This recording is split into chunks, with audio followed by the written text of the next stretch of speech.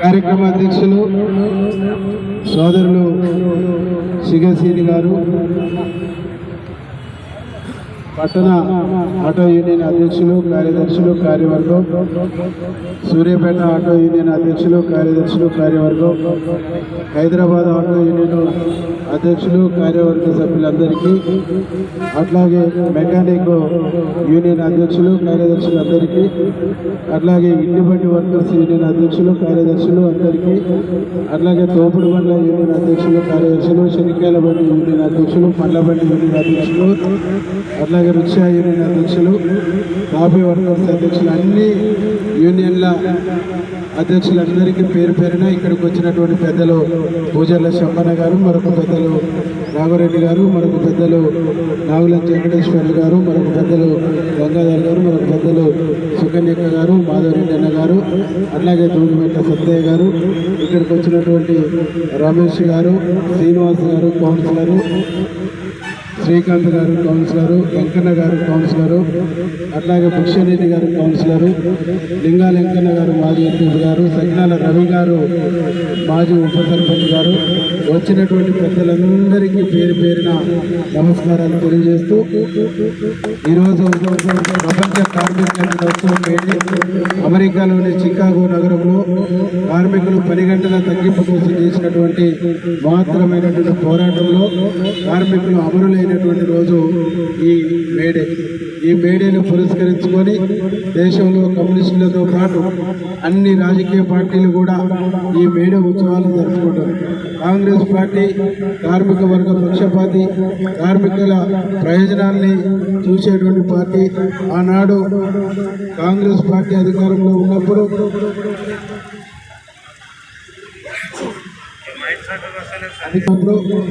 Doctor Babasaheb Ambedkar స్ఫూర్తితో జగ్జీవన్ రావు గారిని కార్మిక శాఖ మంత్రిగా పెట్టి అనేక సంస్కరణలు చేయడానికి, అనేక సంస్కరణలు తీసుకురావడానికి, కార్మికులకు ఐడెంటిటీలతో పాటు 10 గంటల తగ్గింపుతో పాటు వేతన సవరణ బిల్లులు కూడా తీసుకొచ్చి కార్మికుల పక్షపాతిగా, వేతన పక్షపాతిగా కాంగ్రెస్ పార్టీ ఉన్నటువంటి విషయాన్ని ఈ సందర్భంగా మేము తెలియజేస్తాము. ఈరోజు మనం చూస్తా ఉన్నాం, దేశంలో ఆనాడు కాంగ్రెస్ పార్టీ అధికారంలో ఉన్నప్పుడు అనేక సంస్కరణలు తీసుకొచ్చి 10 గంటల తగ్గింపుతో పాటు పని హక్కును కూడా కల్పించి 100 రోజుల పని పెట్టి ప్రతి వాళ్ళకు ఉపాధి కల్పించినటువంటి పరిస్థితి ఆనాడు. ఈ 10 సంవత్సరాల బీజేపీ పరిపాలనలో దేశంలో ఉన్న కంపెనీలు మూతపడ్డాయి, అనేక ఉద్యోగాలు పోయినాయి, కార్మికులంతా వీధుల్లో పడ్డారు. ఈరోజు కార్మికుల పరిస్థితి దయనీయమైనటువంటి పరిస్థితి ఉందనేటువంటి విషయాన్ని మనం గమనించాలి, ఆలోచించాలని చెప్పేసి మీ అందరూ కూడా గుర్తు చేస్తాము. ఆనాడు కార్మికులు కోరుకుంది రోజులో 24 గంటలైతే 8 గంటలు పని చేసుకుంటే 8 గంటలు నిద్రపోతే, అంటే నీ పని చేసుకొని నీ శ్రమ, నీ శక్తి అంతా ఉడిపోయినప్పుడు మళ్ళీ నీ బాడీ రీఛార్జ్ కావడానికి 8 గంటలు పోతే మిగిలిన 8 గంటలు నీ కుటుంబం, నీ పిల్లలు, వారితో నీ కుటుంబ అవసరాల కోసం హ్యాపీగా ఉండేటానికి 3 విధాలుగా కేటాయించే 3 కేటగిరీలు చేసి మనకు 10 గంటల దినాన్ని ప్రకటించడం జరిగింది. ఈరోజు బీజేపీ అధికారంలోకి వచ్చిన తర్వాత అట్లాంటివి ఏం లేవు. ఉన్నటువంటి చట్టాలన్నింటినీ పొంగలో దొరికి అదాని, అంబానీ, నీరజ్ మోడీ లాంటి వాళ్లకు ఈ దేశాన్ని తాకట్టు పెట్టినటువంటి ఒక సత్యాన్ని కూడా మీరు గమనించాలి, ఆలోచించాలి. ఆనాడు అమెరికాలో చికాగో నగరంలో కానీ, ఆ తర్వాత రష్యా కానీ, చైనా కానీ, ఆయా దేశాలలో జరిగినటువంటి ఉద్యమాలను చూసుకుంటే, ఆయా దేశాలలో జరిగినటువంటి పోరాటాన్ని కనుక మనం చూసుకుంటే, ఈరోజు నరేంద్ర మోడీ ప్రభుత్వం వచ్చిన తర్వాత దేశంలో ఉండేటువంటి మనం కష్టపడ్డ సంపద, మన శబ్ద చుక్కలతో పోగైన సంపద 2-3 దగ్గరనే పోగైంది. అందులో ఒకటి అదాని, ఇంకొక ఆయన అంబానీ, ఇంకొక ఆయన నీరజ్ మోడీ, రకరకాల నరేంద్ర మోడీ యొక్క అనుచర గణంలోనే ఈ దేశ సంపదంతా పోగైంది. దేశ సంపదనంతా అక్కడ పోగు చేసి ఈ దేశానికి కాంగ్రెస్ పార్టీ కానీ అంతకుముందు పరిపాలించిన పాలకులు 54 లక్షల కోట్ల రూపాయల అప్పు మాత్రమే గడిచిన 70 సంవత్సరాల భారతంలో ఉంటే, నరేంద్ర మోడీ అధికారంలోకి వచ్చి 10 సంవత్సరాల్లోనే 100 లక్షల కోట్ల రూపాయల అప్పు చేసిందంటే ఒక్కసారి మనం ఆలోచించాలి. 100 లక్షల కోట్లు మనకు చూపించిండు.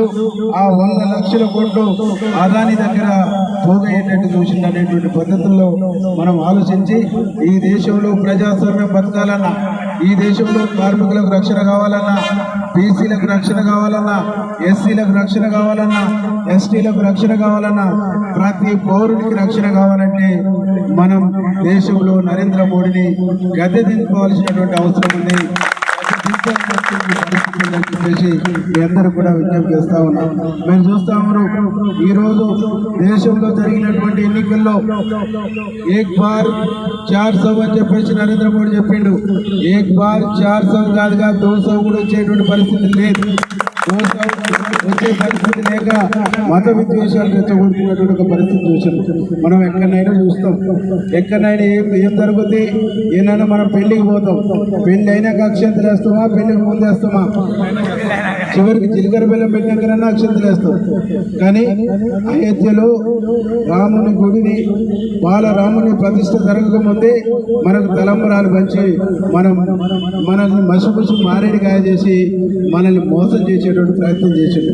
అంటే కళ్యాణం ఎట్లా జరుగుతుందో తెలిసిన మనల్ని మాయ చేసిండు. మాయల గారెడిలో మనల్ని పడేసిండంటే ఈ దేశాన్ని ఎంత మాయ చేసిండో నరేంద్ర మోడీ, ఎంత మాయగాడు, ఎంత మాయల పక్కిరో ఒకసారి మీరు ఆలోచించండి.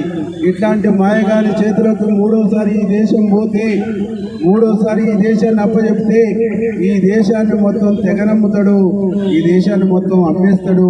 ఈ దేశంలో మనుషులకు జీవించే హక్కు ఉండదు, మాట్లాడే హక్కు ఉండదు, ఇట్లా మీటింగ్ పెట్టుకునే హక్కు ఉండదు, మనం నచ్చినటువంటి మతాన్ని స్వీకరించేటువంటి హక్కు కూడా ఉండదు.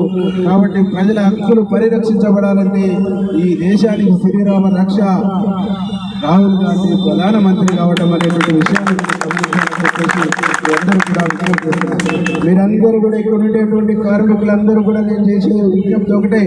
మీరు ఆటోలో ప్రయాణం పోయినా, మీరు రిక్షాలో ప్రయాణం పోయినా ఒకటే చెప్పండి, ఈ దేశానికి 10 సంవత్సరాలుగా నరేంద్ర మోడీ చేసిన ఒక్క పని ఉంటే చెప్పండి అని ఒక ప్రశ్న వేయండి. నోట్ల రద్దు అన్నాడు, బ్లాక్ మనీ తీసుకొస్తున్నాడు, జన్ ధన్ ఖాతాలు ఓపెన్ చేయండి, ధన్ మీకు 15 లక్షల రూపాయలు మీ ఖాతాలలో పడతాయని చెప్పిండు. ప్రతి అకౌంట్లో 15 లక్షలు వేస్తున్నాడు. వచ్చిన మనకు రాలే. జన్ ధన్ ఖాతాలు అయితే ఓపెన్ చేసుకున్నాం కదా, కానీ ఇప్పటికీ ఖాళీ ఖాతాలుగానే ఉన్నాయి. కాబట్టి నరేంద్ర మోడీ చెప్పే మాటలకు, వాస్తవాలకు ఆమెడ దూరం ఉంది.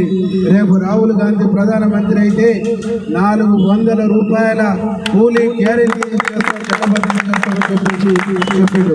రాహుల్ గాంధీ ప్రధానమంత్రి అయితే రేపు ఈ దేశంలో ఉండే పేదవాళ్లకు నేను భరోసా కూడా ఇల్లు లేని ప్రతి పేదవాళ్ళకి ఇల్లు కట్టిస్తా అని చెప్పేసి రాహుల్ గాంధీ గారు చెప్పారు. రేపు రాహుల్ గాంధీ ప్రధానమంత్రి అయితే బీసీలో ఎంత జనాభా ఉంది, ఎస్సీలో ఎంత జనాభా ఉంది, ఎస్టీలో ఎంత జనాభా ఉంది, మైనార్టీలో ఎంత జనాభా ఉంది, అగ్ర కులాలలో ఉండేటువంటి పేదవాళ్ళలో ఎంతమంది ఉన్నారు, ఈ పేదవాళ్ళ అభివృద్ధి కోసం ఈ దేశంలో అనేక సంస్కరణలు, అనేక చట్టాలు తీసుకొచ్చేసి పేదవాడి బాగు కోసమే ఇందిరమ్మ రాజ్యం వచ్చిన తర్వాత ఇందిరమ్మ రాజ్యంలో పేదవాళ్ళ కళలు నిజం చేస్తామని చెప్పేసి రాహుల్ గాంధీ గారు చెప్పింది. కాబట్టి మీరందరూ కూడా ఆలోచించి ఈరోజు మనం ఈ దేశంలో రాహుల్ గాంధీ ప్రధానమంత్రి కావాలంటే ఇక్కడ చామల కిరణ్ కుమార్ రెడ్డి గారికి ఓటేసి గెలిపించాలని చెప్పేసి మీ అందరూ కూడా పేరు పేరున విజ్ఞప్తి చేస్తా ఉంటారు. ఈ రోజు మనం వేసే ఓటు ఒక కులానికో, ఒక మతానికో, ఒక వర్గానికి అనేటువంటి మనం ఆలోచించొద్దు, భావించొద్దు. మనం వేసే ఓటు మన తలరాత్రి మార్చాలి. మనం వేసే ఓటు ఈ దేశ భవిష్యత్తుకు పునాది కావాలి. ఈ దేశ భవిష్యత్తును నిర్ణయించేటువంటి ఓట్లు ఈ ఓట్లు, ఈ ఆజమాయిషి ఓట్లు కాదు, ఈ అల్లాటప్ప ఓట్లు కాదు. ఒక్క ఓటు అటేస్తేంది ఇటేస్తేంది అనేటువంటి భావన చేయొద్దు. ప్రతి ఓటు కూడా విలువైంది, ప్రతి ఓటు కూడా విలువైంది, ప్రతి సీటు కూడా విలువైంది. కాబట్టి మీ అందరూ కూడా నేను విజ్ఞప్తి చేస్తున్నా, నల్లగొండ గడ్డలో అయితే ఆనాడు కమ్యూనిస్టులు లేకుంటే కాంగ్రెస్ ఇంకొకరు చోటు లేదు. కాబట్టి అదే చైతన్యంతో ఈరోజు నల్గొండలో 2 స్థానాలకు 2 స్థానాలు మన కాంగ్రెస్ పార్టీని గెలిపించుకోవాల్సినటువంటి ఆవశ్యకత ఎంతైనా ఉందని చెప్పేసి మీ అందరూ కూడా విజ్ఞప్తి చేస్తున్నారు. మన నాయకులు కోమటిరెడ్డి వెంకరెడ్డి అన్న అట్లాగే రాజగోపాల్ రెడ్డి అన్న ఒకటే చెప్తా ఉండు, ఈ నియోజకవర్గానికి దాదాపుగా బ్రాహ్మణ వెల్లాంల ద్వారా మనకు 61,000 ఎకరాలకు నీళ్లు రావాలి. పిల్లాయిపల్లి ధర్మారెడ్డి ద్వారా 50,000 పై చెరుకు ఎకరాలకు నీళ్లు రావాలి. ఐటి బాంబుల లిఫ్ట్ ద్వారా 14,000 ఎకరాలకు నీళ్లు రావాలి. నియరెస్ట్ 1,80,000 ఎకరాలకు నీళ్లు ఈ నియోజకవర్గానికి తెచ్చుకోవాల్సినటువంటి అవసరం ఉంది. ఆ నీళ్లు తెచ్చుకోవాలంటే, ఆ నీళ్లు మనకు కావాలంటే నాకు తోడుగా ఇక్కడ ఒక ఎంపీ ఉండవలసినటువంటి అవసరం ఉంది. ఎంపీ గెలవాల్సినటువంటి అవసరం ఉంది. కాబట్టి మనమందరం కూడా ఎంపీని గెలిపించుకుందాం. ఎంపీని గెలిపించి మన నాయకులైనటువంటి కోమటిరెడ్డి వెంకరెడ్డి అన్న, రాజగోపాల్ రెడ్డి అన్న, రేవంత్ అన్నకు మనం బహుమానం ఇద్దాం. మీరందరూ కూడా ఎవరు చెప్పినా చెప్పకుండా, ఎవరు మీ దగ్గరకు వచ్చినా రాకున్నా మీరే ఒక ప్రచారకర్తలై రేపు పార్లమెంటులో అత్యధిక ఓట్ల మెజార్టీతో చామల కిరణ్ కుమార్ రెడ్డిని గెలిపించడానికి మీరంతా సిద్ధం కావాలని చెప్పేసి అందరు సిద్ధమేనా? జై కాంగ్రెస్, జై కాంగ్రెస్. అందరికి మేడే శుభాకాంక్షలు తెలియజేస్తూ ముగిస్తాం.